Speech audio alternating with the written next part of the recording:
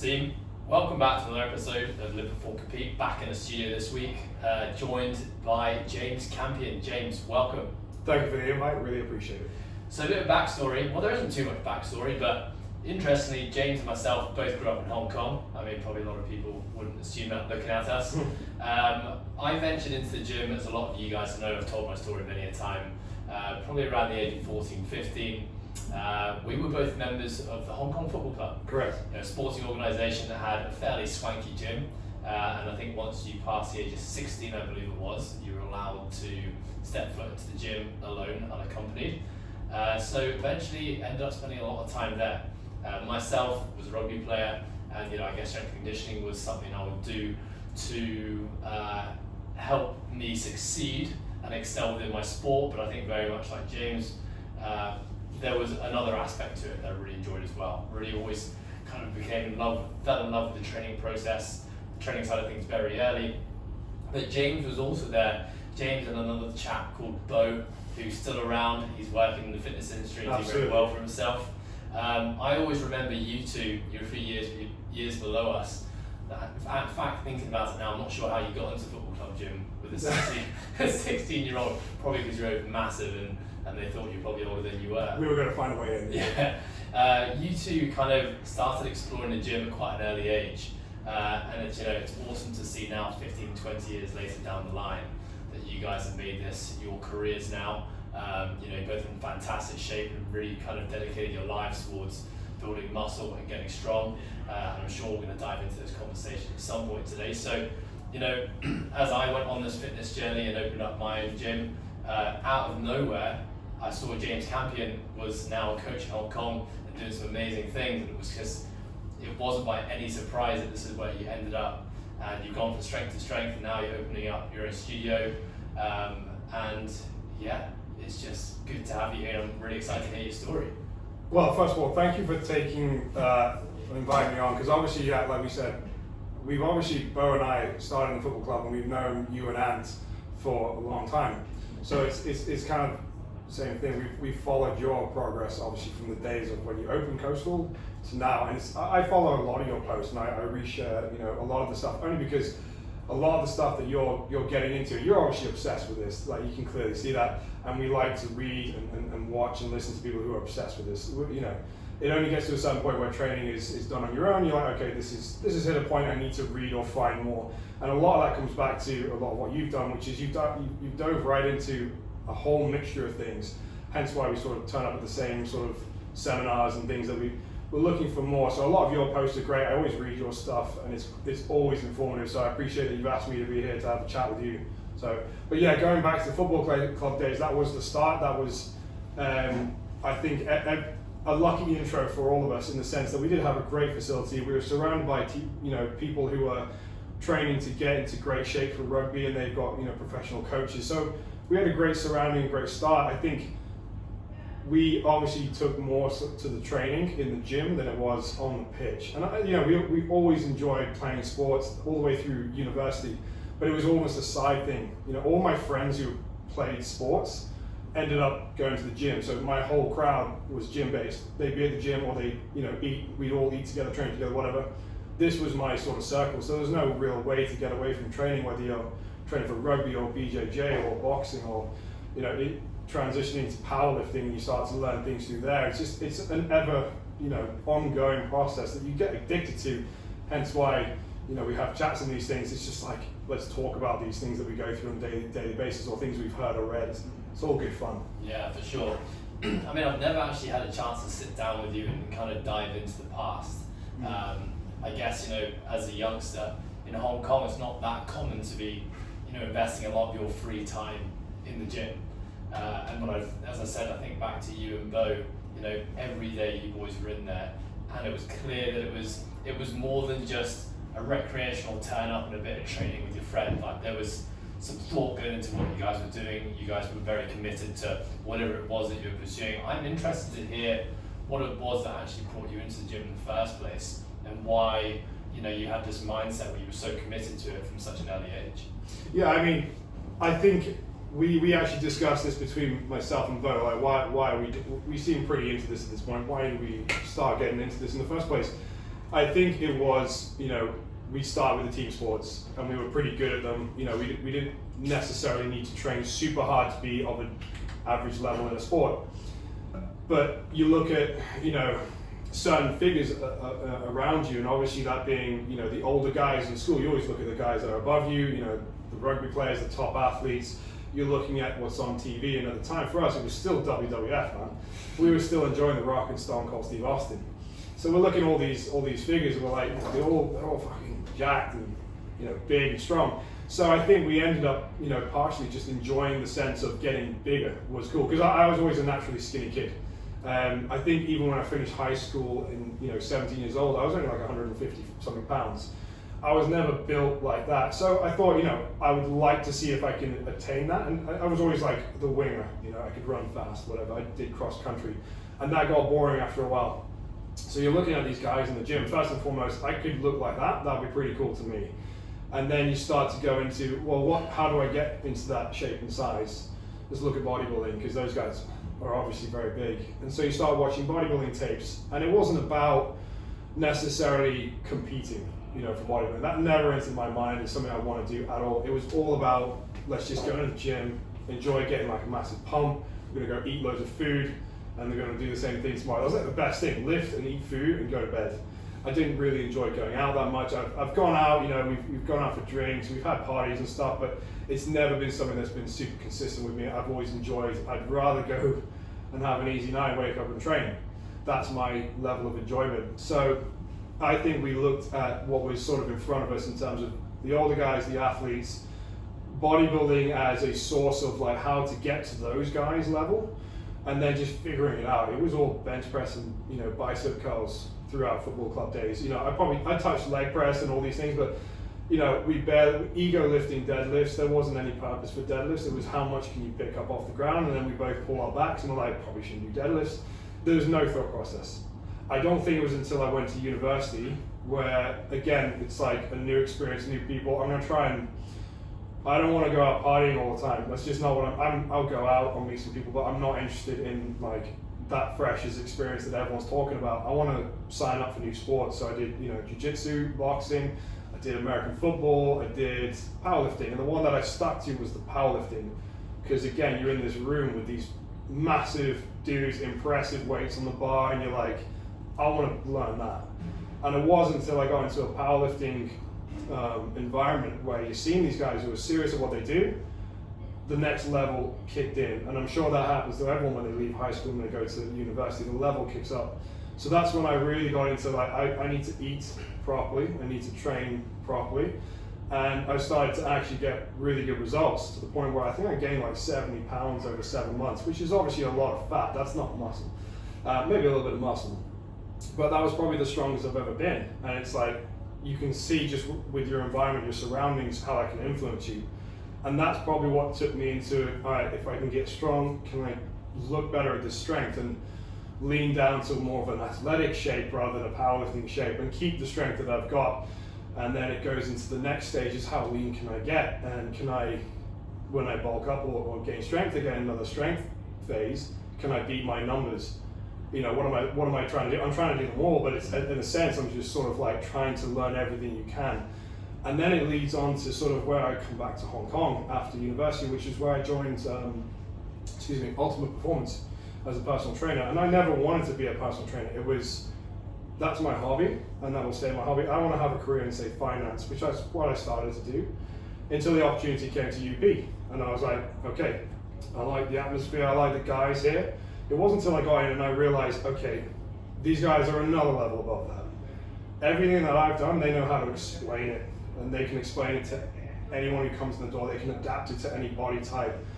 They're making me think way more on my feet, whereas I'm like, oh, that feels good. Or I've done that consistently and I've seen results. I'm not sure why, but if I do it, it works. So I had no explanation behind all these things that I've, I guess, learned but not understood.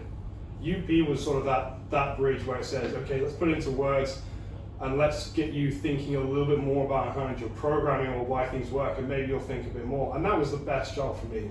I was lucky enough to take on a lot of clients. I had great guys around me to teach me, this is how you should change your training style for this person, that person. I had a training partner who got me into competing, which I had no interest in. I just, like I said, I wanted to lift a lot of weight, eat a lot of food, and that's a happy boy. But the competing was like, okay, I haven't done this yet, and if my mate's going to do it, who's my training partner, why not jump along? I'm going to learn something along the way.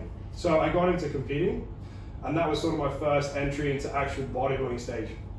Again, it was all new to me, and obviously looking back, I jumped into it really quickly and just gone really hardcore to the point where it's do or die. I'm going to find a way to get as ripped and peeled as I can.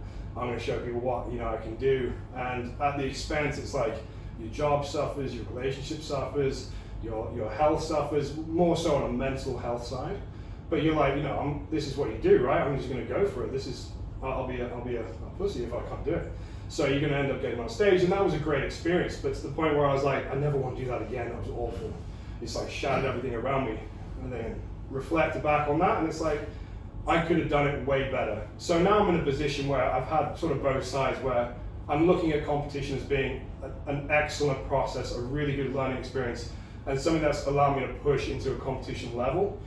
And I'm also looking on the side of what I would do completely different if I was competing, or coaching someone to compete on that stage and avoid all these problems. And you shouldn't be breaking up with your missus and losing money, and you're about to get fired from your job. So that doesn't have to happen if you do it properly. So I think that's totally fueled my coaching sort of enthusiasm, is learning both sides of the piece that you can go for, and how to do this really effectively. So coming back to where we have a conversation, it's like anything that can contribute, whether it's going to be supplements, sleep, stress controls, diet habits, it's all part of a big puzzle you're trying to fix, and everyone's different. And that is what makes me super enthusiastic about going through all these different methods that you could have, weigh them up, and which one's great. I think that's just a good, fun process.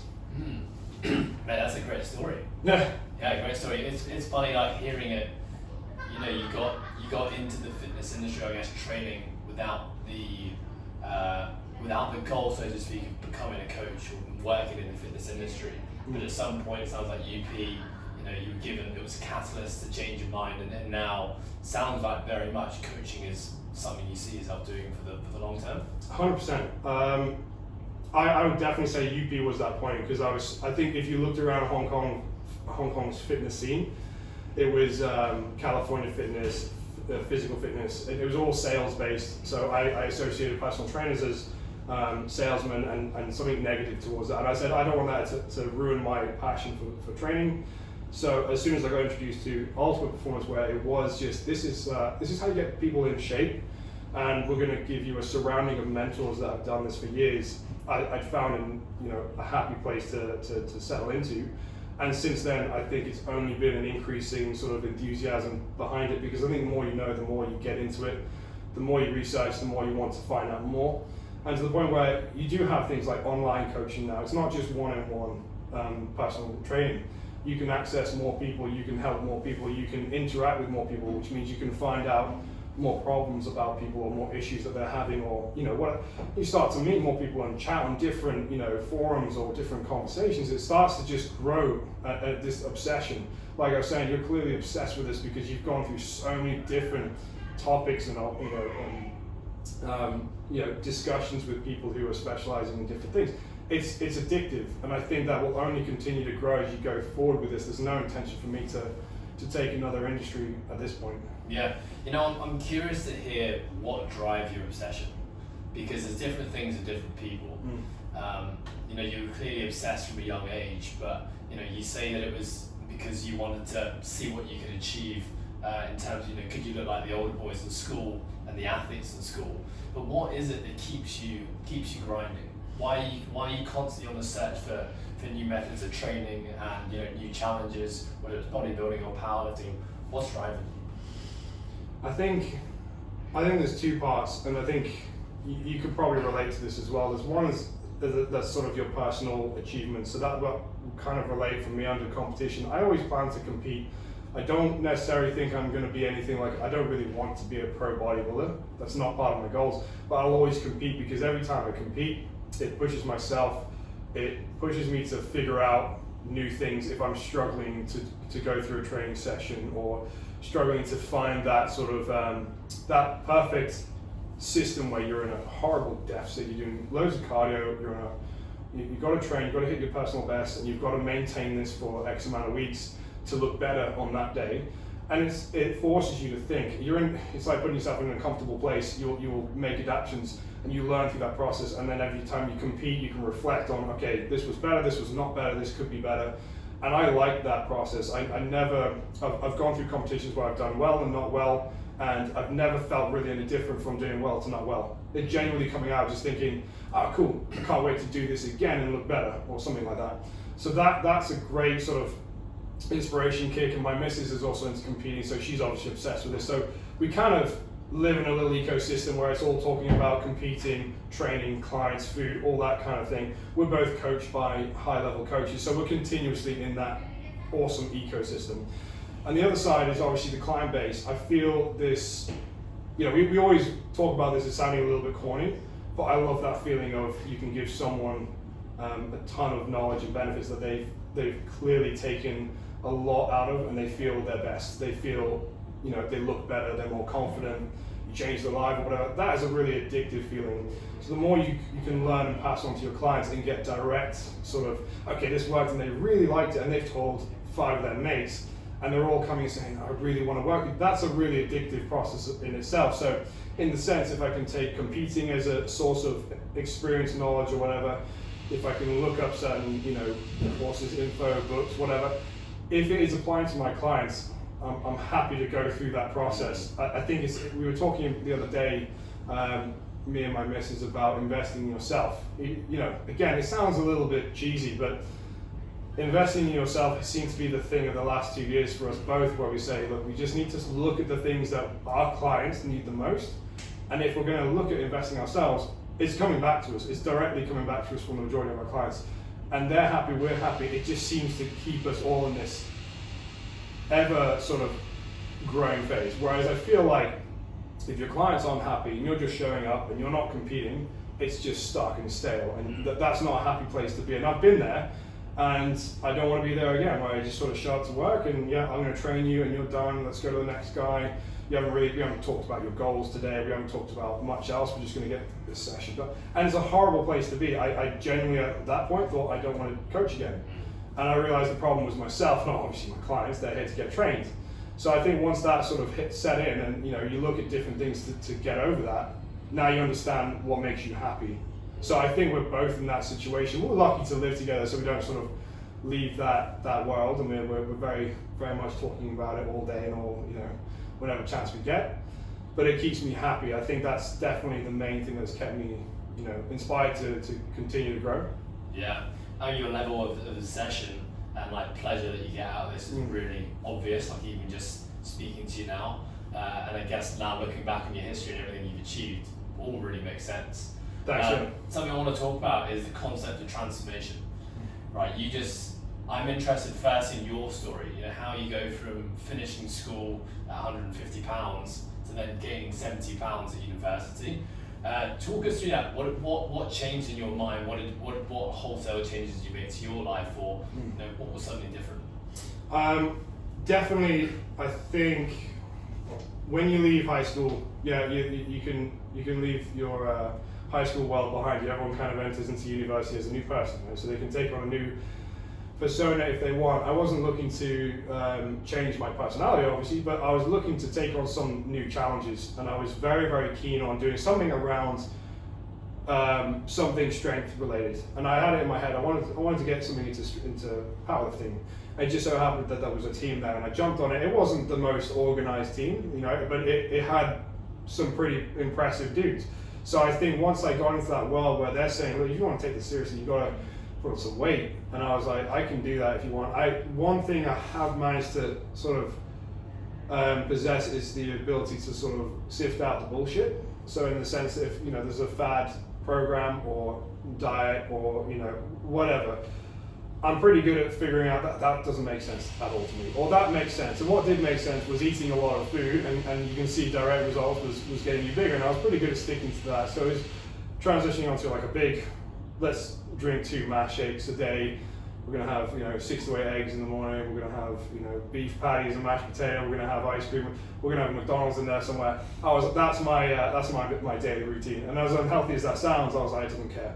I just want to get to where they're at. I want to compete, you know, in a year's time. And I think that as long as I'm happy to be obsessed, and especially keeping the people around me, I'll just keep doing it. I'm happy to keep doing it. It's not an effort. I like the effort and all that, you know. Same with any competitor. There's going to be parts where this is miserable, but you can't enjoy it to an extent because it is miserable. So I think that was the main thing, was just saying, I'm just kind of bored of being like 155 pounds. And I do draw upon that many times when there's a lot of friends coming on, just like, oh, I can't gain weight. I'm not like you. I haven't got genetics like you. It's like, I've got skinny guy genetics. And that's, you know, there's no special sources in that. That's just eating good food and training as hard as possible. Like I said, I've never been as strong as I was back then. I was just being super dedicated and being driven to a competition level in my mind, which I never ended up doing because I found other things, but that was enough to keep me going, and I was pretty happy to do that. I don't really want to go out or anything like that. I just want to lift. Yeah, you know, you raised a funny point there about, you know, genetics, and I think a lot of people, it's a really easy place to start when results aren't going the way that you want them, especially when you think that the work you're putting in should reap a different result. So, you know, I'm sure you hear it all the time. You're now working in the fitness space. You know, how do you typically respond to that? People saying, I don't have the genetics to get big, but I want to look like you, James. What do I do? Yeah, I think you've got to have that conversation, and we're very we like evidence-based stuff, and I know you're the same. If it's been proven by some sort of, you know, multiple studies, and it's been proven for years, it will work. So we go back down to the whole, you know, calories thing. It's if you're not gaining weight, you're not eating enough, and that's as simple as I need to put it for most people who need that sort of realistic chat. Is if you're not getting bigger, you're not eating enough. And the same response is, yeah, I eat as much as you. I eat loads. I just don't gain weight. It's like the same for people who are trying to lose weight. If you're not losing weight, you're not, you know, you're eating too much. And it always goes back and forth, no matter how you want to spin it. But I know what I was eating, and it was like 6,000-7,000 calories a day up through the night, and you know, making shakes in the middle of the night, pissing off my roommates with the blender. It's like, you definitely don't eat as much as I do. I got fat as hell, man. I got 70 pounds on a skinny body. I was eating a lot. So I think for guys who are struggling, it always comes down to that if you're not gaining weight, your body needs more food. And if you're struggling, you need to push. And especially for the younger guys who can get away with eating some trash, their health will massively be compromised. That's a different story when you get a little bit later on, but we need to look at different methods. And I'm not suggesting that everyone go out and eat McDonald's and ice cream like I did. But I know what worked in terms of the speed of getting weight on. So obviously, if you're talking to someone about getting weight on, let's figure out how we do this. Okay, so actually, just on that topic, you know, you talked about your first competition, or the only competition you've done when it came to bodybuilding, and doing it wrong. You know, I mean, I've read a lot of studies, listened to a lot of people in the bodybuilding space, and I think when you look back at methodologies used probably 5 to 10 years ago, very, very different to now. You know, like extreme shredding periods and extreme bulking phases, and all the hormonal dysfunction that comes with that, and like the havoc it wreaks on the body and the mental side of things as well. What were some of the lessons that you learned going through that process? And I know now you work with a lot of people in body composition and who are, you know, potentially competing. You know, how do you approach that prep now? So yeah, super interesting. I've really enjoyed those processes of getting it all wrong, if I'm honest. I'm not saying I got it all wrong, because that's not the case. I managed to snag second in my first competition, so I was quite happy with that. But if I look back, everything was going wrong in my life, which is not how it should be.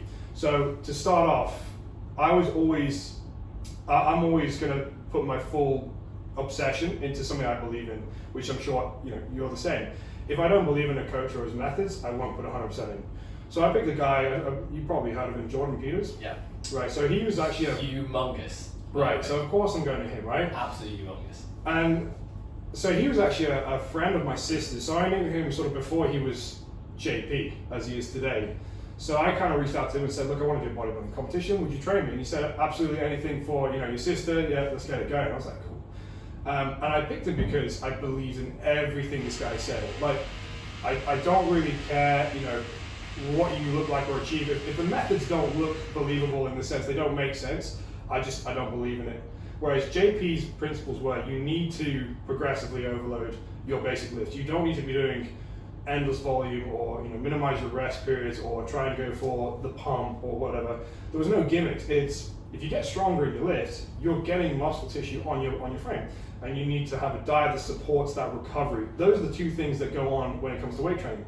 Obviously beneath that is you have to have correct form, tempo is on point, all those bits, but the main principles were progressive overload and recovery-based diet. And that made sense to me. So if he said jump, I say how high. Whatever you want to write down on that page, I'll do. The problem that I found was I just jumped into it a little too late. So I think I started 11 weeks out from a show and I was definitely out of shape. So I think I was in a seminar at the time, so I was pretty inspired by whoever was talking to us. I'm like, I should do a competition. I'm just going to jump into it now. Text JP now, let's go. And learning that I'd actually have to play a lot of catch up, which should have been 16 to 18 weeks, crammed into 11 weeks, was just a lot more stressful than it should have been. And understanding that was the process that needs to happen anyway was just eye-opening, because everyone says this all the time. Oh, I think I might just jump on stage, I might compete. Yeah, you don't even know what you're entering. This is going to be gruesome for the next 12 weeks. It's going to be awful. I wish I'd known you should take 16 weeks before 11. And a lot of people will come to us and say, I want to do a transformation, or I want to get on stage. It cannot be done in a short time period. A, because it's the work that you're going to have to do. It's probably going to outweigh your passion for actually getting the result. And B, you're not going to look your best. If I had 16 weeks with you, you're going to look your best. And we're gonna glide you into that show. You're gonna feel good, you're gonna look good, and there's gonna be no potential drops in your hormones, which we're gonna experience. We're gonna experience some level of hormonal change, but not devastating where we have to recover you out of this. It's just like, it doesn't make sense when you look at it, like the reward, and everyone goes on like, you get a trophy, well done. It's like, no, it's not about the trophy, it's about the process. So I wanna make sure the process is all good for you, and you're actually learning something out of this. So the second time around I did it, it was a 16-week process, and it was completely different. It was the easiest preparation I'd ever done. I was nowhere near the amount of stress, exhaustion levels. I was going out every week. I was literally going to, Wagyu Lounge, where they do that deal for like 20 drinks for like $200. I'm there every Saturday. And that's all the way through to that prep, and I look my best ever, because I've probably taken this a little longer and just done it a little smarter. So I think understanding that, you can get away with some things really, really helps. And that's what you want to put to clients is, yeah, you could go hardcore and you could do this, but that's going to last 6 weeks max, and then you're going to crumble, and then it's going to be getting you out of that. It's all the mental things coming after that. I want to tell you before you get there, so we don't have to go through that. Yeah, I mean, there's so many carryovers to just like general life, and most folks in the gym who are still chasing, that 6, 8, 12, maybe even shorter transformation, right?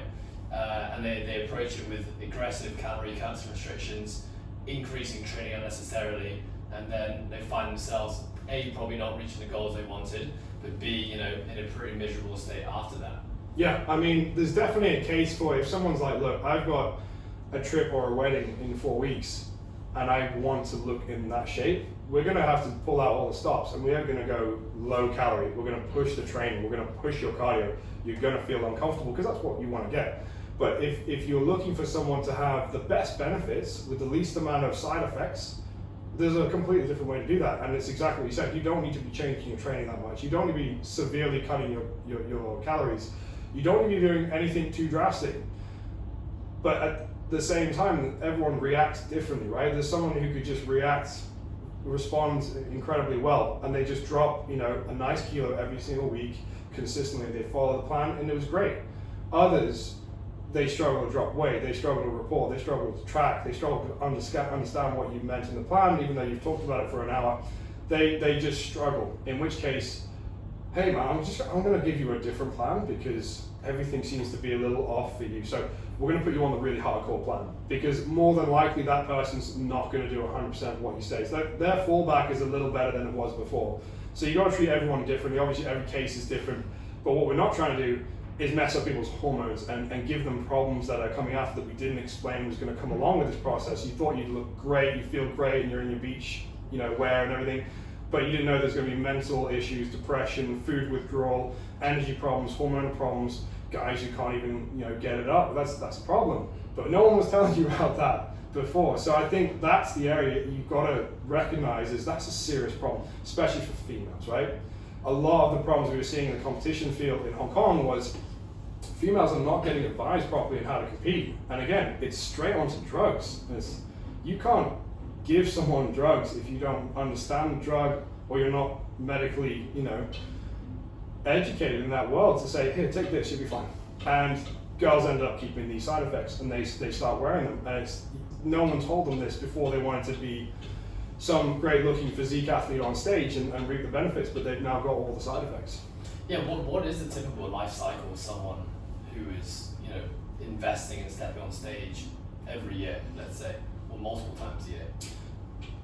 I personally like to do one every 2 years, and that's not my preference. That's more of like I have other things in my view that I'd like to do, and competing would get in the way of that. Whereas my girlfriend would probably do 3 to 4 a year, and that will probably be all in maybe the span of 2 to 3 months max, so she can do them one after another and not have to re-diet back down. So if you're serious about it, you could do 3 to 4 shows a year, or take the next year off and then make improvements and then do 3 to 4 the following year. Other people realize what it actually takes to get in shape and get on stage, and they immediately say, I'm not doing that again. Because, and I've seen it a couple times where it's like they take it so breezy and easy, and they say, I'll just follow this diet, I'll do a bit of cardio, I'll be in shape. And you're like, you're really far behind, but okay. And you get them on stage, and you see their face when they stand on stage next to these people, and you're like, it just sunk in. And I feel for that person because they didn't know until they got under the bright lights, in front of judges, in front of a crowd, and they're like, oh fuck. Yeah. So I think those people now get that realization they're not in. But obviously a couple of people like that feeling. They say, okay, I got my sort of first dose of reality, I'm on stage, hit me pretty hard, but I'm going to come back, I know where all my faults are, I'm going to do it again. All right, let's talk about building muscle. Yeah. Massive misconceptions out there, so much information, what to do, what not to do. What are your general guiding principles when it comes to building muscle? Again, very similar to Jordan Peter's philosophies, I guess. I think you need to be focusing, obviously, first and foremost on your technique and your form, because otherwise you're going to find ways to cheat the motion, and you're training your joints and everything else. So I think, obviously, first and foremost is technique and form, but the second thing is progressive overload. I think there's the one sure thing that I've always seen in every single client, male, female, old, young, experienced, or beginner, myself included, you have to be progressively overloading these lifts, and you don't need to be changing your program every 4 weeks or every 6 weeks. The biggest question we get is from clients is when are you changing my program? And the first answer back is, are you still progressing in your lifts? Yes. Well then, no, I'm not changing it. Until you start progressing in those lifts, I'm not changing it. And if I did, it'll be a small tweak to that movement. If it's a barbell RDL, we might do a deficit. Right? The RDL is staying in there because it's a fantastic movement, and there's not. If you find a better movement that you feel better than RDL, then tell me. But as far as I know, RDL works really, really well for 99% of people. So that stays in until it stops getting better, and then we'll rotate out for something similar, maybe a dumbbell variation or something like that. So on the diet side, you're always looking at calories and protein as the main influences of body composition or muscle tissue. So obviously protein has to equal the body mass of the person, and then it has to be dictated a little bit by how many times are you training per week, what is your training program looking like on a frequency basis. And I might adapt, protein to be a little bit higher for that person if they're training extra days or they've got more time to train, that's fine. Calories have to be in whatever setting that you want. If it's gaining weight, you're going to be in a surplus. If it's losing weight, you're in a deficit. And if you're happy to maintain, obviously, maintenance, which is heavily overlooked by a lot of coaches. I think, like you said before, there's a lot of these drastic bulking, a lot of these drastic cutting methods because they're exciting. There's lots of changes going on day to day. You're either losing weight, getting shredded by the day and getting ready for the beach, or you're bulking up and getting huge and getting strong. Maintenance is one that's super boring, and I always found this to be very, very boring, but it's so essential because you don't understand that your body needs time of regulation. If you've gained weight or lost weight, the first thing you need to do is maintain that weight and allow your body to get accustomed to its new sort of environment or its new settings, as you would. Whereas a lot of people just overlook that. I'm either bulking or cutting, and they end up just zigzagging between the two and they don't achieve anything. So coming back to muscle building, it's got to come down to what is your target? Are you building? Do we need to excessively bulk? No. We just need to be in a small surplus and then see how your body responds and adapt as weeks go on. Track your body fat, track your weight progression, track your strength and performance. If everything's good, no change needed. If we need a boost, we'll add 100, 200 calories. Protein will stay the same. The carbs and fats is kind of where it gets more fun, but also the least relevant of the three macronutrients, where it's more person to person dependent, in my opinion. They don't really matter. If you're more of a carb person and you respond well to carbs and you enjoy carbs, majority are coming from carbs in your calories. If you're reporting back that your energy is better, your appetite's lower, and you're feeling better on fats, fats is going to be your primary source.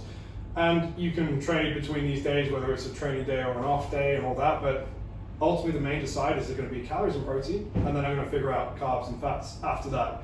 And it's all, like we said, person dependent, but has to have that initial goal of what you actually want. And a lot of people struggle to do that. If they're guys who are trying to build up size, they're conflicted by the fact that I've got giant boats and beach things and I want to look shredded. You're not committing to a process that is actually 6 months long.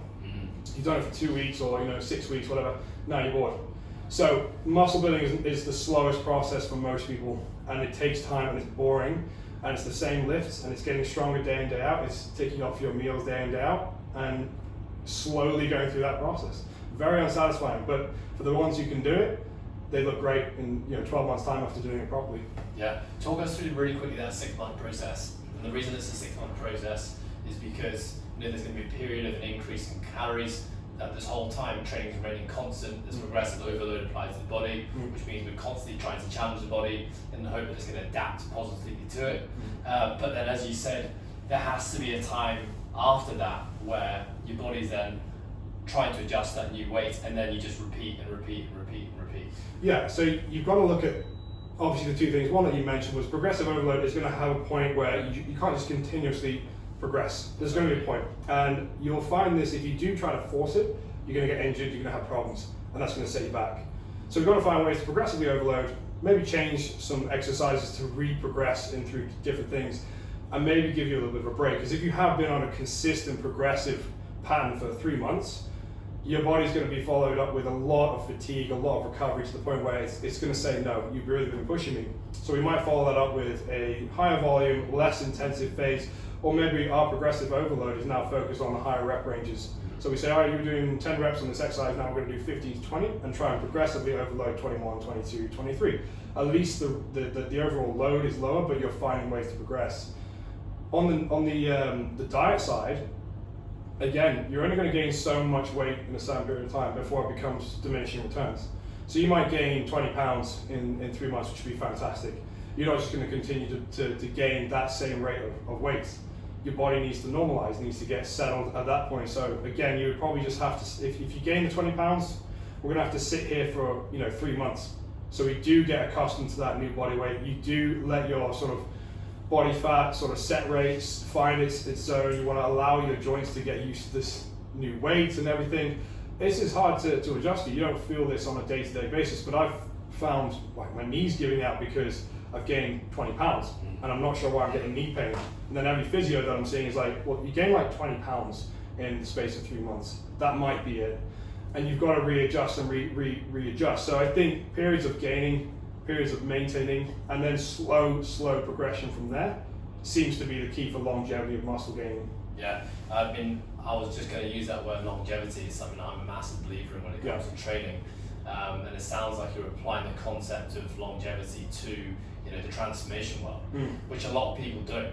The transformation world is seen, the word itself is like transformation means there's going to be a rapid change in something, probably from one extreme to another.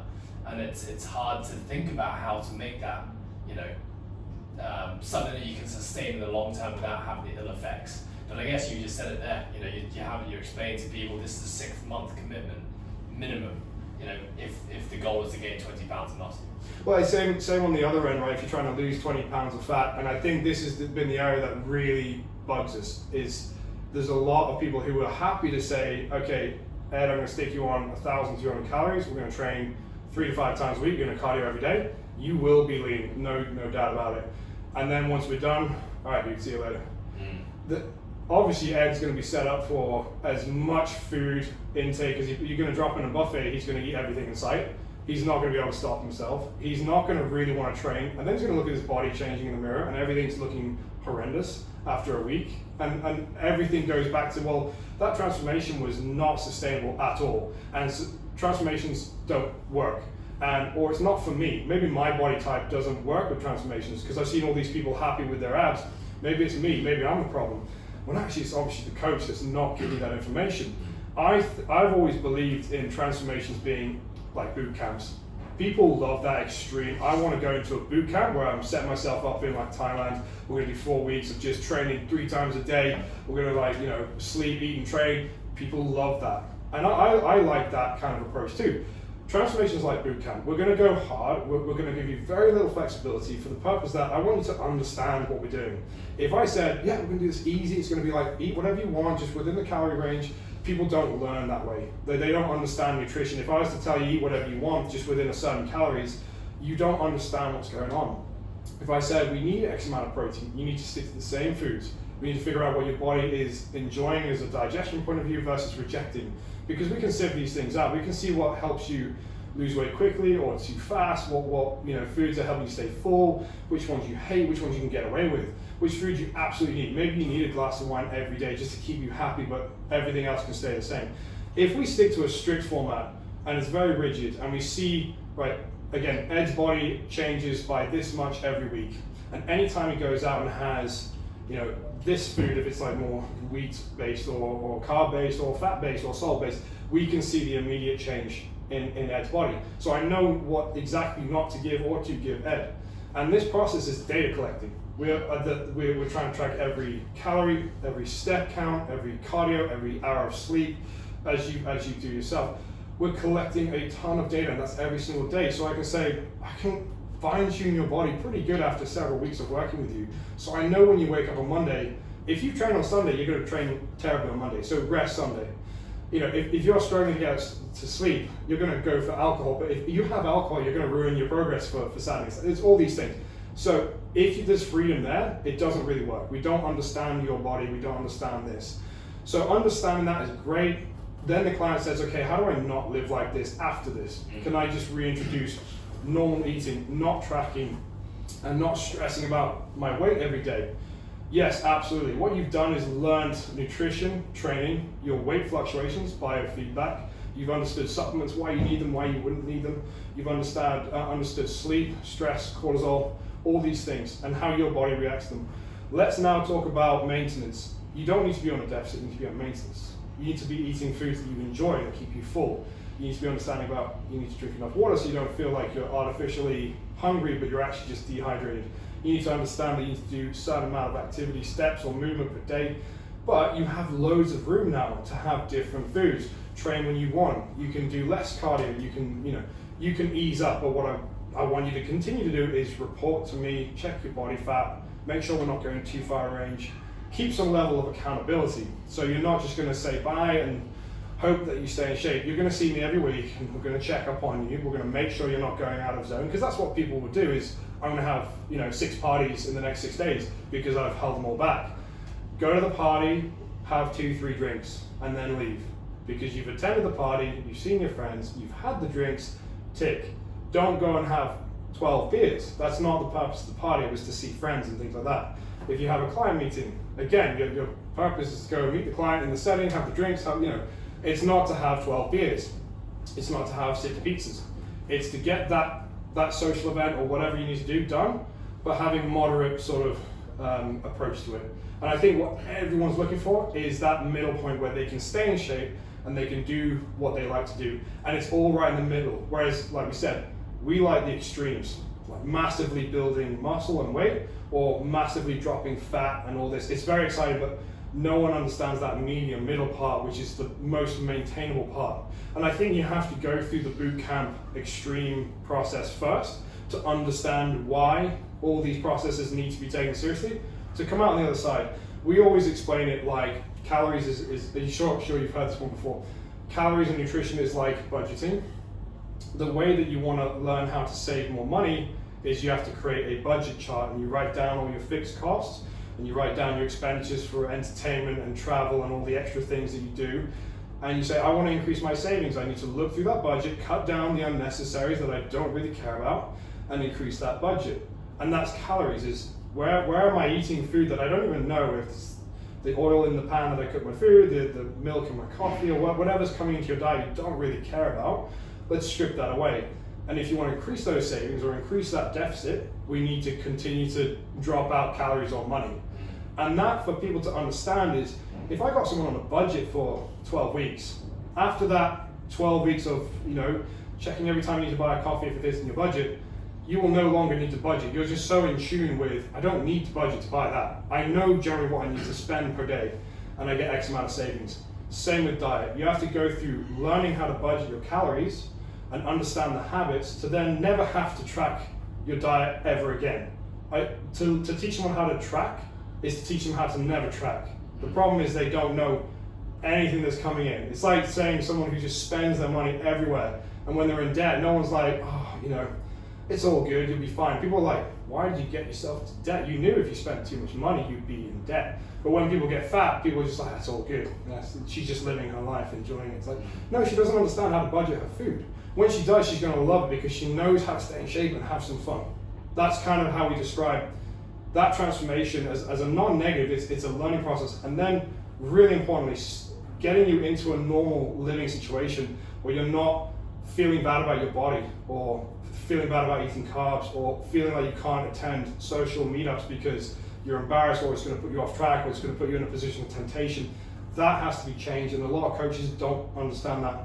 So that's kind of why our passion says, we want to help you understand that this is not temporary, and this is actually the solution.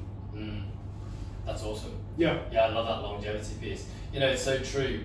So many times people come to a fitness coach and say, hey, I want to get the best shape of my life, I want to put on 20 pounds of muscle, but I'm not willing to track.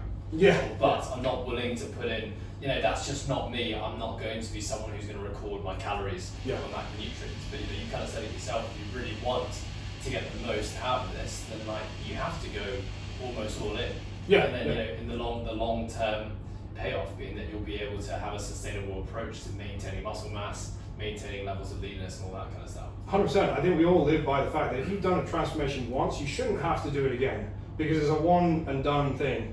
You should have gone through a really tough and obviously very a really high investment opportunity where you've learned a ton from yourself, but you shouldn't have to repeat that. If you do, you're either trying to get better than you were at the end of that one, or you've done something wrong, you've gone completely off track and you have to reset again. If you understand what you're doing, then there's no need to go through a transformation again. But again, going back to the person who says, I'm not that kind of person to track, it's like, fine, you can get half-assed results. That I'm not as interested to take that person, but I'm also happy to show to them that you're wrong. Like, you can get lean off of not tracking. We know you could just eat less, but it's not optimal. It's not teaching you anything. If I ask you, how did you get lean? Oh, I ate less. Fantastic, you nailed the main thing, but can you tell other people how to do that on a day-to-day with their different situations, different stresses, different food issues? No. We want to go through everyone's situation, whether it's they've got issues with food, issues with their body weight, their stress is through the roof, so they stress eat, or they've got, you know, issues from their family because they have to eat a family meal and they're all getting pressured to eat the food on the table. It's like, there's many different situations. If you don't understand the basis of nutrition, you'll never get through any of these situations. So you've lost already. It's a short-term thing for you already. We want to see the worst client, the worst possible setup for her, and then help that person. That's more exciting to me than someone who's like, I'll do everything you say. Yeah, it's great fun, but I like the challenge of like, I've got all the problems you can never solve. Okay, let's start from the bottom. Let's do that. Yeah, I can definitely resonate on that point as well. You know, it's what are the long-term implications of like those yo-yo people, those people who are constantly year after year going through the January transformation. You know, January first rolls around, they excessively cut calories, they lose a lot of weight, and then it bounces back, they've gained a lot of weight, and this has probably kind of been their life for the last 10, 15, 20 years, and I'm wondering why they can't keep it off. Yeah. The funny thing was, I was reading a study that says every time you lose weight and gain it back, you gain it back faster and more fat cells. And then when you diet back down for the second time, it's harder and slower, and then when you regain the weight, it comes back even faster and you gain more. I remember reading something somewhere about like fat cells have memory. Right. So if you've been fat once, the chance of you being fat again are considerably higher to someone who's never been fat before. Yeah. I guess kind of saying the same thing. Yeah, and what I read to understand it was, it's your body's typical survival system. Isn't like if you drop calories, it's already putting in markers to say we can't have this happen again. So when we gain it back, it's going to have to be rapid. That's how your body survives. So every time you try to drop again, it's almost like we've experienced this. Don't want to go back there. Not doing that again, right? Now, obviously, that sounds like, what's the point in starting if it's going to be harder every time I do this? But obviously, as we know, every time you do these processes, you learn more and you get more efficient at it. Your first cut will be your worst cut. It's just how it is. There's nothing that you can draw upon that. This worked for me before. You're fact finding, like we said, we're data collecting. So we're figuring out the goods and the bads, and we have to go through the bads too. But for someone who's constantly trying to lose weight and try to offset the gaining weight, the main things we're going to see is, like we talked about, the first thing is going to be their mental health is surely going to be compromised. They're going to look at the fact that, okay, I suffered for, let's call it 12 weeks. And that was really tough, and I put off all these social situations. Now I feel great, but I've just gained about 10 pounds in 2 weeks.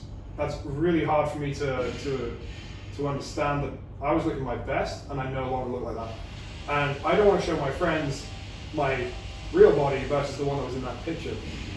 And then they start resent social media and food in general. They start to look at food as their enemy and carbs and all these things, and that starts to reach into all their areas of their life, whether it be their family or their job, whatever. And it's all drawn back to negativity behind the weight loss process, because they think it's them's problem. Like, oh, it's my body, I'm different from everyone else, I gained it back. And they might speak to a mate and they say, oh, that happened to me too, I lost loads of weight, just gained it back. Okay, well maybe it's just not a real thing then. But again, you're looking at long term, they're trying to gain and lose, and it gets worse and gets harder. They're obviously going to get to a point where it's like, I'm not doing this again. It's too much sacrifice and pain for the rewards that are there. And obviously when we look at it, it's every time you've done this, you should be getting better and better and better. And obviously contradictory to the study that we said, the more you do it, the easier you'll be able to maintain those results after we exit that diet or exit the deficit diet and enter into a maintenance diet. And we can sort of introduce a bit more flexibility within range. We'll allow you a bit of sort of a mental break. We'll restore hormones, we'll restore glycogen levels, we'll restore, just a bit of a break from the process. And then when we go again, you're ready to go, but you've learned all the things that got you there. So let's do it again, but you're in a much better starting place. Your body fat's lower, your strength is higher, you understand the process, tracking. You're in a really good position to start, you're ready to go. So let's do that again, and you're gonna get even better. It's gonna be easier because of all those, having extra muscle tissue is like the best thing. You just burn more calories sitting around. So having more muscle tissue and less fat is just a brilliant place. Every time we build muscle and lose fat, your body's going to be in a more primed position. And you get to the point where you do get used to eating less and feeling happy. And I think every time you go through a process correctly, it gets easier. And I found the same for competitions. It's so much easier. And that's the same with anyone. It's not bodybuilders in particular. It's overweight people trying to lose a bit of weight. And then they understand, I actually wasn't that hungry. I was just bored eating. I was just, dehydrated. I was looking at the snack, or someone was talking. As soon as you say, okay, let's just for your particular case, let's just try fasting, because let's see what happens when you just don't eat. And they're instantly a little bit like, I don't really want to do that, sounds awful. And then they find out they're not even hungry during the fast. And they've done it for a week and they're kind of used to it. And they're not even eating anything close to what they were eating before, and they're not even thinking about it. A lot of these processes are super easy, but you're not understanding them to get them for a long period of time. And the main thing that you got to understand is not one process will last the entire duration. You need to change certain things as we go, whether it's upping calories, lowering calories, changing the intensity of the training, upping, downing cardio, or whatever. You need small changes as we go just to give your body a bit of a change in setting, or a break, or a push, whatever it needs. Yeah, and I think something we haven't even talked about is the impact of life outside of training. Yeah. There's so much more that can impact body composition, levels of muscle mass, levels of body fat mass, that are actually completely outside of nutrition and training itself. Sure. So actually that's what I wanted to talk about next. It's like, what about the psychosocial side of things? Like happiness, relationships, stress, and the impact of those things on the ability to, let's say, transform. Like, is that something that you look at with your clients as well and yourself? Yeah, of course. I mean, it's one of the areas that obviously with our client base being regular general population, people being in Hong Kong, very stressed, very long hours and all that stuff. And when you want to blow off steam, you go to Lang Kwai Fong when it's open, or you go whatever it's alcohol related or something food related. That's what Hong Kong's kind of known for. So we always stick with the basics. And obviously, improving one's sleep is easier said than done. Can you go to sleep early and these things? But I think, so you've got a Whoop band on, I've got a Whoop band on. until I saw some data on my sleep patterns and my recovery, I didn't really care about sleep. I probably put myself in the worst category of sleepers, in the sense that I'm happy to go on 4 or 5 hours a night and get up and just go and, you know, I'm tired, have some coffee. If you're tired, have another coffee. Whereas when I saw the data on my, you know, Whoop band or whatever, your Garmin, you start to get a little bit more obsessed. Same as when you track someone's body fat. They didn't really care until you showed them the number when they dropped 2% over the last 2 weeks. Okay, I'm kind of into that now. That's a little more interesting. I've seen it on a stat basis. Success is addictive. Exactly. You're seeing real results, and that's what we've always based it off of. So when it comes to like stress and sleep and things like that, yes, we've said here's some supplements that, you know, is going to help with anxiety, stress, or helping with sleep. Here's some practices you can put into place in your evening routine and things like that to get you to calm down, to relax, to sleep better, sleep deeper, and focus on that. How to reduce caffeine intake or switch to different, you know, versions of things to get you a bit of an energy buzz, or even if it's diet related. But to get people to really get into that process and take it seriously, let's find a tracker to show you, okay, you slept terribly last night. It's going to impact your recovery, and now it's going to impact your training and your work, you know, in your daily work life. If we just said, get you in bed, have some, you know, some sleep aids or whatever you need to do, and improve your sleep, how much that trickles down, they start to get into that a little bit more. So obviously cortisol is going to be a massive factor in anyone's body composition, and we look at it massively when you're down to like 4% body fat. If you stress out, you're going to hold a bit of water. So we can see that on a day-to-day basis. Obviously you don't see that massively on a, you know, 20+% body fat, you know, person, but you know the impacts that cortisol can have on you. And it can, you know, as we know, it breaks down muscle tissue and it helps store body fat. But in a realistic point of view, it's ruining your processes. It's ruining your production, your productivity in your work, in your training. You know, someone who comes in tired and they probably had a couple of drinks, they just perform terribly. It's like, what's the point in doing this, man? We're not getting anything out of this process. I'm just dragging you through a workout.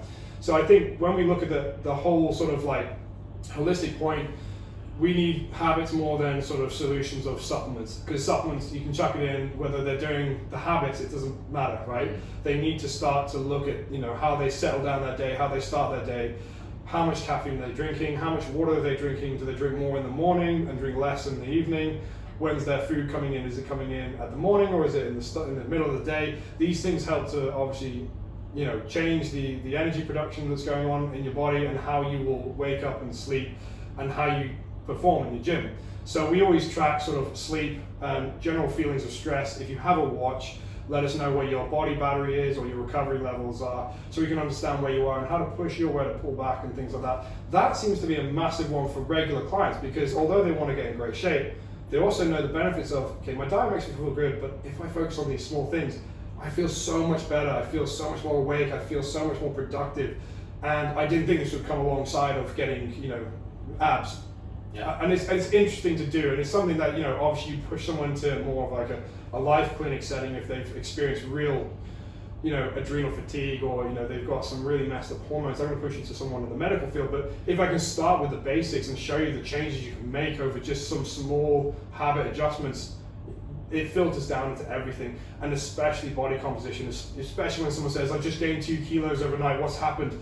Did you sleep properly? And they probably were. Now like 4 hours, it was a bit broken. Okay, don't stress. Try and get some extra sleep tonight. I guarantee that weight will fall back off over either tonight or the following night. And it does. And it's like, okay, I'm understanding where my body's telling me signals. And it is interesting, but it can be stressful for people to see that fluctuation. It's also interesting that a lot of people come to fitness coaches like ourselves who say that body composition and abs is what they want, when in actual fact, like, they just want to be happy. Yeah. Or they want energy, or they want to be more focused at work, or they want to improve their relationships, and they think that abs is going to be the answer to all their problems, when really, like, when a big part of the process of transformation is things like sleep and nutrition. They start reaping all the benefits from that. They almost kind of enjoy that process. Then that takes over more so than getting out, which what you said earlier, which is, you know, enjoying the process of actually moving towards a goal versus just attaining the goal itself. Yeah. No, 100%. I think we kind of named our gym HIT in a play off of high intensity training, because that's what we like to practice, but it's also sort of standing for health, inspiration, and transformation. And obviously health and transformation being the main keys, and transformation is a physical one to get the abs, but it is a life transformation without sounding too corny again. but it is a massive part of the process. And if we're going to get you abs, most people with abs are relatively not happy with how they're feeling at the time they had abs. They're feeling pretty hungry, tired, and all that. Now let's figure out how to improve the rest of your life with the transformation of habits. You know, whether that is focusing more on your sleep, cutting down on drinking, cutting down on bad food, focusing on, you know, more health related things. If I can get you obsessed with tracking your sleep and cortisol and tracking, you know, your hormones from a clinic, if I can set you up with a really good guy who can track your hormones over the next 6 months or whatever, you're going to be so obsessed with your health. And that is a transformation in itself, because before you would look towards drinking and food or Deliveroo or parties, whatever, which are great in moderations, but we're going to try and transition to, okay, you're over 40 now, and we're going to get you in the best shape you've ever been in, which we can do with a couple of habits.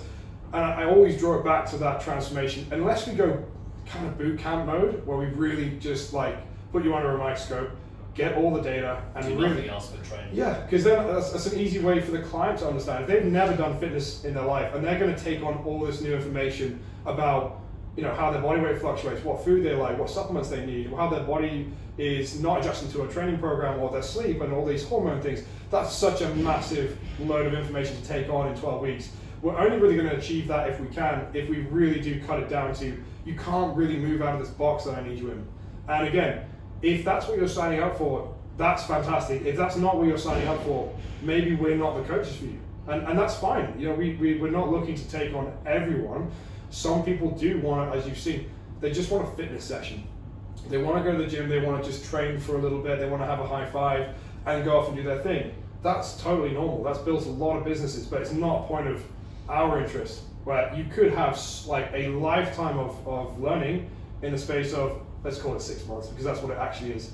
And that's massively, you know, a totally achievable goal for anyone at any starting point, which is awesome. Let's talk about your whip band real quick. Yeah. Because I'm 4 days in. Yeah. Today's my first day getting my. Oh, no way, awesome. Yeah, what's it called? Daily straight. Yeah. Active recovery. Yeah. Recovery level. How's it been for you? How long have you had it for? So this is an interesting one, and I definitely haven't posted about this because I didn't want to get into it.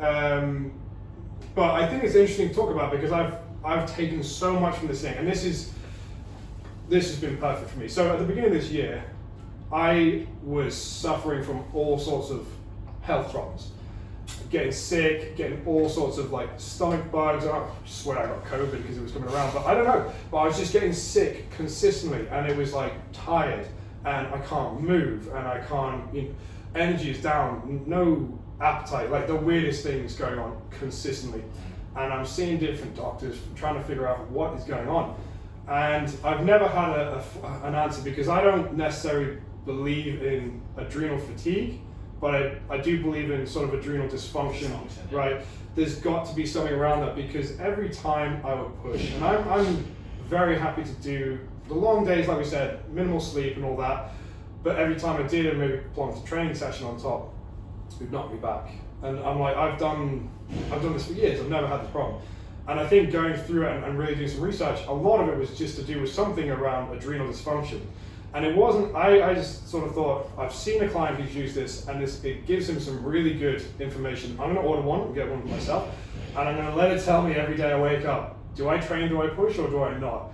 And since I've literally just abided by this watch's rules, I've not had a problem. And obviously on top of that, just trying to focus on sleep and get some sun and some good food, and maybe cutting back on training a bit, that's helped. But the band is telling me, you know, if you read more into HRV and you know, how you can improve it, it's all very, very interesting, and you can potentially prevent yourself from getting sick before it onsets. Or if you try going out drinking and check your your recovery the next day, it's like, it's terrible, right? It's down to like 3%, which is, you're about 3% from death. Yeah. So you can see the impact of different things, and waking up and just going by this recovery measure has just helped me staying pretty much happy and healthy, which is weird to think. Yeah. But I've seen it with so many different clients. Obviously they don't understand, do I wake up feeling good, or am I just tired? You can't really feel where your recovery level is, you just feel tired or not. Right. And you don't want to get to the point where you're overtrained, and then you have to deal with the side effects of you know, feeling terrible, miserable, and hungry, and all that stuff. So I think it's a fantastic tool. I've gotten as many clients as I can onto it, because it's simple, it's very effective, It gives great feedback on the monthly and weekly sort of reports, and you learn a ton from it. I wouldn't have thought to do all this, I just push through like most people do. Just get on with it. If you're tired, train, whatever, it doesn't matter. Yeah, I find the data side of things really, really important. Really interesting. I tracked HRV for, I think I hit a 150 day streak. Yeah. So basically that was like every morning I'd put a chest strap on. Yeah. Before breakfast, go through my morning routine, sit there, 2-minute meditation, get an HRV reading. And like you would make adjustments to my day based upon what my status was. Yeah. So if I was in the green, awesome, crack on, have a hard session. If I was kind of teetering either side of it, that's okay, push, but maybe pull back a little bit, reduce volume intensity somewhere. If I was in the red, then today's just a day to walk outside for 60 minutes, and that's okay. What I've really liked about it takes the guessing out of it a little bit. That's it. Because there's a big difference between, and we've talked about a lot of discipline versus motivation. So a lot of folks will perhaps wake up one day feeling maybe suboptimal, but are in that process of learning to be disciplined with training, and therefore you have to show up and you have to get work done. Yeah. But with HRV and something like the Whoop band, it's not saying you can't do that, but it's just it's regulating and adjusting intensity and volume appropriately, and knowing that actually the long-term benefits of taking easier days and harder days is actually going to make you better in the long term. 100%. So if you were to do another transformation, or if you're about to prep for stage again, would you use something like the Whoop band to guide you through that, or is there a point where you just have to get the work done? Honestly, I think you need to ditch the Whoop band. I think it's a stressor in itself. It will create. I know how it keeps me happy, and I know how it will probably make me pretty unhappy. I think with particularly with bodybuilding, there's a lot of you need to get the work done. I like that about bodybuilding. It's quite militant. It's quite there's no excuses. You're either going to show up in shape or you're not. So you need to get something done. And I think if you had something like a Whoop band saying you're in the red every day, you just feel the process is much harder. Whereas I'm happy to go on a little bit more of an adrenaline basis, kick some music up, have a coffee, see some motivation, whatever, and just get it done as best you can, regardless of how you feel. A lot of people need that. They might find an excuse in everything where it's like, I can't train today because Whoop is saying I'm 20%, so I'm going to hold back. And a lot of people just need a kick in the butt to say, you need a bit more like David Goggins in your life or whatever. You need something. More callous mind, right? Yeah, you do. You need a bit of uncomfortable living, and a lot of people can totally benefit of that. But a lot of people, in like we're discussing, these people who are very stressed, they travel before COVID. When they travel regularly, they're just in such a limbo of trying to recover and adding more stress to their lives, like saying you're going to come in and we're going to smash you today, and we're going to do cardio, and you've got to be on deficit. This is just not realistic. So I think having a band for I'm classing myself right now as I've not got competitions. I'm trying to just live a nice sort of regulated life. As you said, I can just auto-regulate as I go. I like that because I know when I come in, today is the day I push hard, or today is the day I just sort of go through the motions. We're not hitting any PBs and we're out the door. I'm happy with that because I've ticked the box. Whereas a lot of people do need that competition. No, I would say I'm taking the Whoop band off for 3 months. Well, I think it's also important to note that if you're really striving for a goal, you're striving for adaptation, whether it's body composition or athletic goals, you actually need to not be green every day. Yeah. If you actually are in the green all the time, what are you doing? Then you're probably not in the process of adapting to whatever stimulus you put in yourself, and therefore you've got to step the game up a little bit. 100%. Yeah. Pre-comp times for most athletes is not ever the healthiest times for us. Well, yeah. So talk me through that, because I know obviously a bodybuilding point of view, it almost gets harder as you go through the weeks to the point where the end is just you're just walking. You're surviving. You're basically a zombie. I've lived like a zombie for 4 weeks. That's normal. What is it like with a CrossFit? If you're getting someone in shape, and let's say it's a regular person, they're not a perfect athlete in your eyes, but you're trying to get them ready for their top competition. How does that look in terms of a programming point of view? Yeah, it really depends on the person. You have someone like Ant who trains 2 to 3 times a day. 5 to 6 days a week and has done for 4 years now.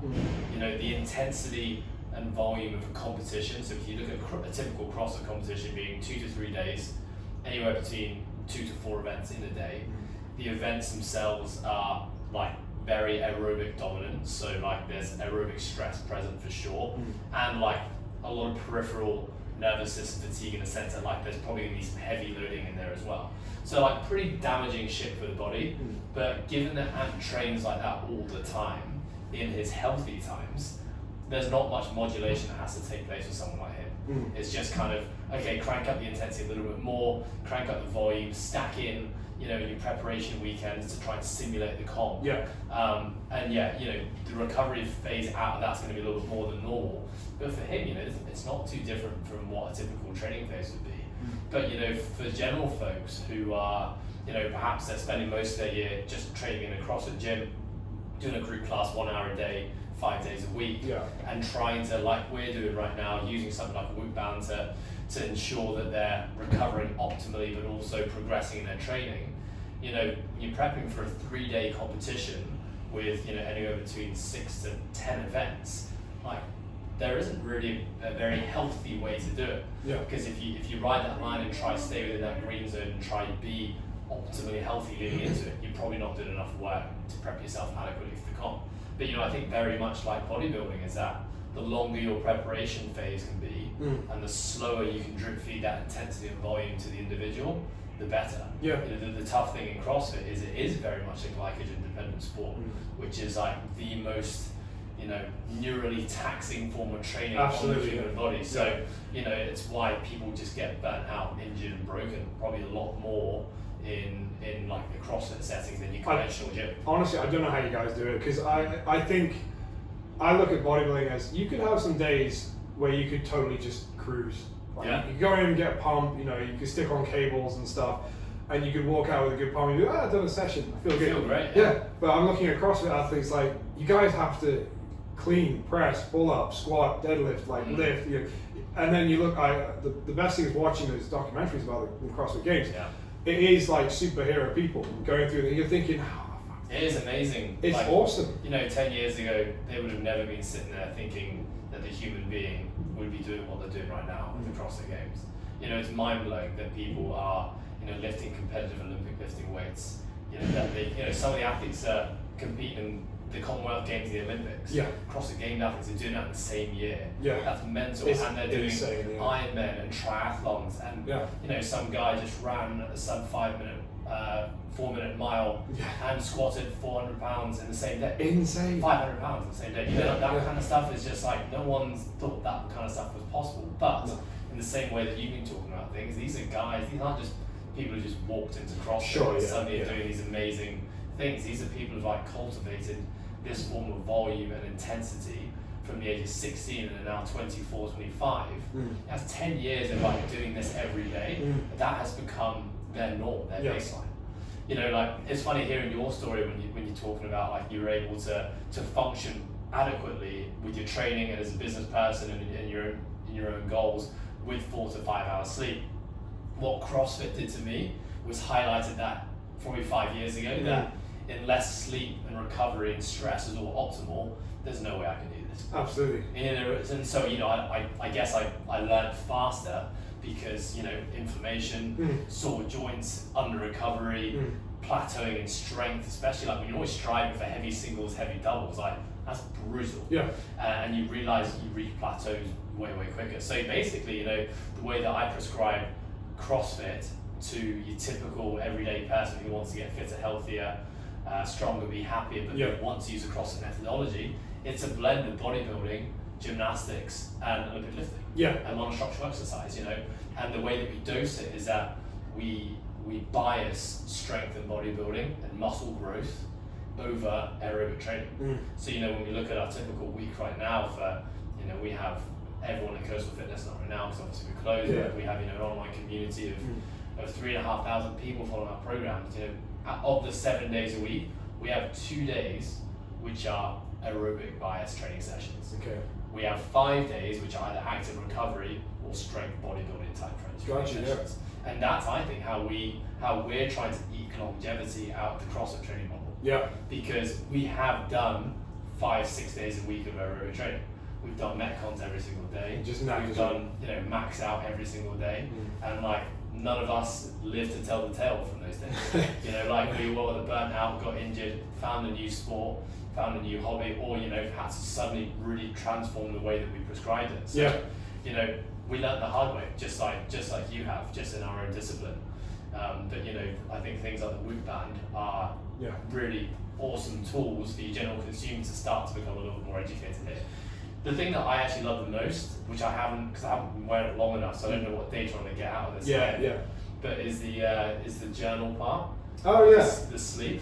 I've always skipped that. The reason I find it really interesting is that I think it's awesome that they've thought about the things that contribute to a poor night's sleep or a good night's sleep. Yeah. So, you know, like for those who don't have a Whoop Band, like it's asking you, like, did you masturbate today? Did you have sex? Yeah. Did you have caffeine? If so, what time was your last cup? Yeah. So you like you know, psychosomatic questions like, are you in control of your life?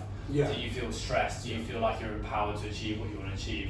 And like, you know, did you supplement with CBD oil? Did you take marijuana? You know, like this really extensive list of questions that, and you can kind of hand select which ones are probably most applicable to you. Yeah. And then so it's just giving you more data. I don't know what it's going to show down the line. What I hope it's going to show is going to give me after a month to say, hey, every time you masturbate, you sleep perfectly. Yeah. So do more of that. Yeah, perfect. You know, so I'm interested to see if you get some data out of that. Yeah. Because I think, you know, everything we've been talking about, which is like the stress side of things and the mindset side of things, and how important that is on performance. Yeah. You know, like people need to start thinking about it a bit more.